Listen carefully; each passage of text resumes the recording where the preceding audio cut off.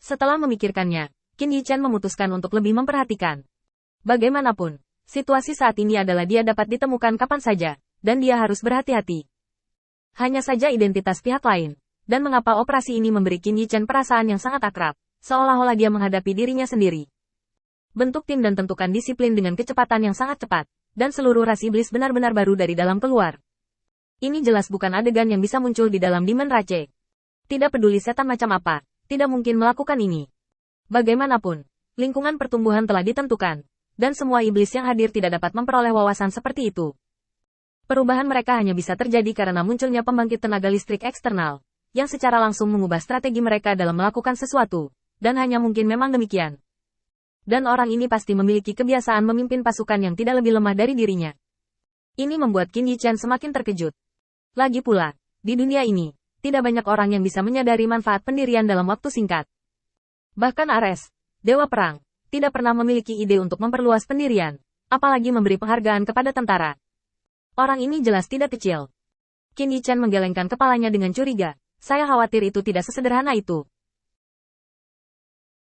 Dengan keheningan Qin Yichen, dia terus menyamar sebagai iblis, dan menyamar di barak iblis, mencari kesempatan untuk dipromosikan ke peringkat atas.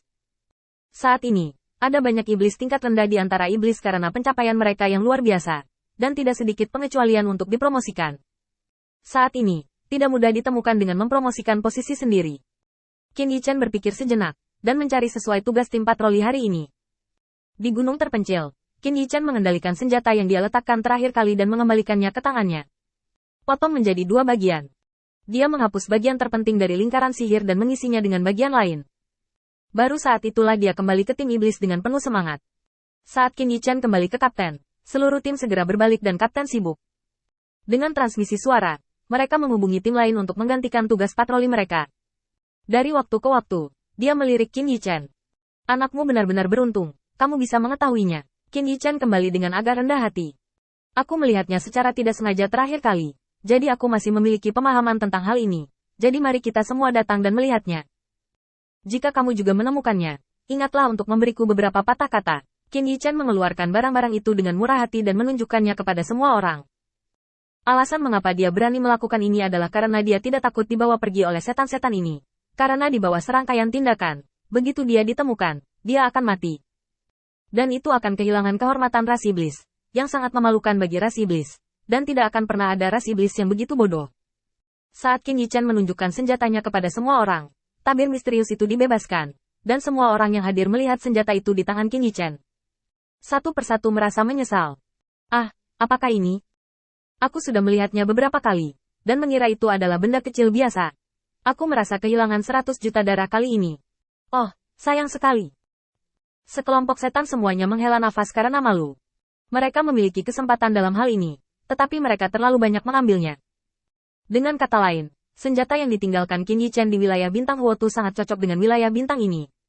Itu bisa dilihat di mana-mana, tapi tidak semuanya adalah senjata. Kamuflase semacam ini juga dianggap pintar. Setelah Qin Yichen menunjukkannya, benar-benar ada beberapa setan yang pergi ke dekatnya untuk mencari senjata perang yang telah mereka lihat sebelumnya. Tetapi mereka tidak mengetahuinya sampai mereka mengambil benda itu di tangan mereka.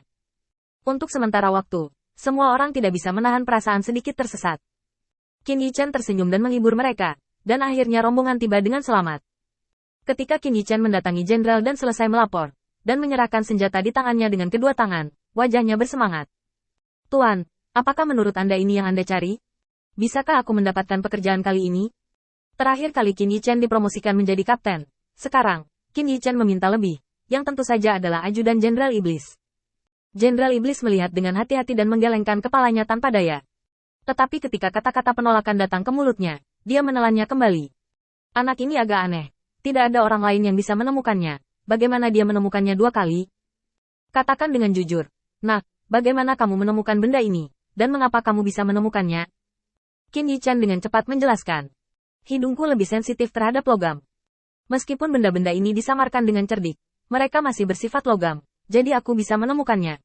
Mendengar ini, Jenderal Iblis memandang Qin Yichen dengan puas. Bagus sekali. Dengan cara ini, kamu sekarang dipromosikan menjadi ajudanku. Selama kamu mengetahui semua hal ini, aku pasti akan meminta Kaisar Iblis untuk menghadiahimu. Tapi jangan memikirkan posisi umum. Kekuatanmu tidak cukup, aku akan memberimu 300 orang. Bagaimana dengan itu? Qin Yichan mengangguk dengan cepat.